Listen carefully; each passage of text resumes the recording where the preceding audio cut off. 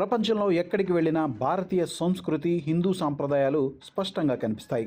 తాజాగా ప్రధాని నరేంద్ర మోడీ తన విదేశీ పర్యటనలో భాగంగా సెషెల్స్ దేశాన్ని సందర్శించి అక్కడ ప్రసిద్ధ అరుల్ మెహు నవశక్తి వినాయక ఆలయంలో ప్రత్యేక పూజలు నిర్వహించారు.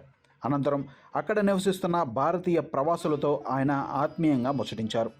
అసలు ఈ వినాయక ఆలయం యొక్క చరిత్ర ఏంటి, ఆఫ్రికాలో ఎందుకు వినాయకుడి ఆలయం నిర్మించారో ఇప్పుడు తెలుసుకుందాం. సెషెల్స్ రాజధాని విక్టోరియాలో ఉన్న ఈ ఆలయం ఆ దేశంలోనే మొట్టమొదటి ఏకైక హిందూ దేవాలయం కావడం విశేషం. రంగురంగుల ద్రవిడ శైలిలో నిర్మించిన గోపురం ఈ ఆలయానికి ప్రధాన ఆకర్షణగా నిలుస్తోంది.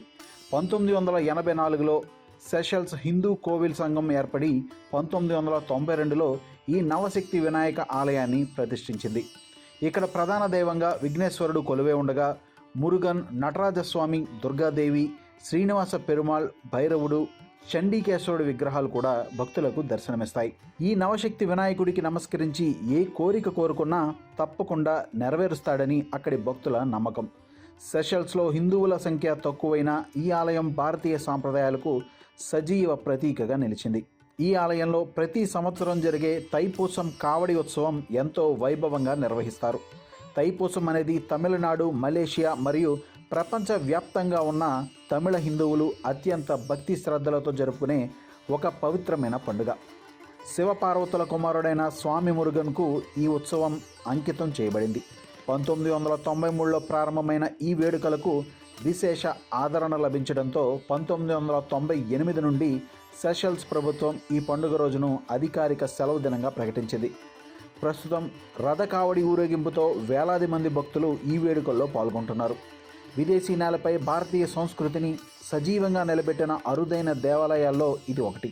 అదేవిధంగా ఆఫ్రికా ఖండంలో హిందూ సంస్కృతికి నిదర్శనంగా నిలిచిన సౌత్ ఆఫ్రికాలోని తొలి గణేష్ ఆలయంలో కూడా ప్రతి ఏడాది వినాయక చవితి సందర్భంగా 6 నుంచి 9 రోజుల పాటు ఘనంగా ఉత్సవాలు నిర్వహిస్తారు.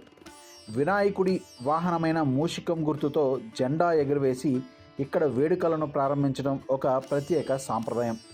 ఈ ఆలయం సమీపంలో ఉన్న శివ సుబ్రహ్మణ్యేశ్వర ఆలయంలో జరిగే 10 రోజుల కావడి ఉత్సవం ఆఫ్రికాలోనే అతిపెద్ద హిందూ ధార్మిక ఉత్సవాల్లో ఒకటిగా పేరుగాంచింది. వేల కిలోమీటర్ల దూరంలో ఉన్న భారతీయులు తమ భాష, సంస్కృతి, సాంప్రదాయాలు, ఆధ్యాత్మిక విశ్వాసాలను ఎంతో భక్తితో కాపాడుకుంటున్నారు.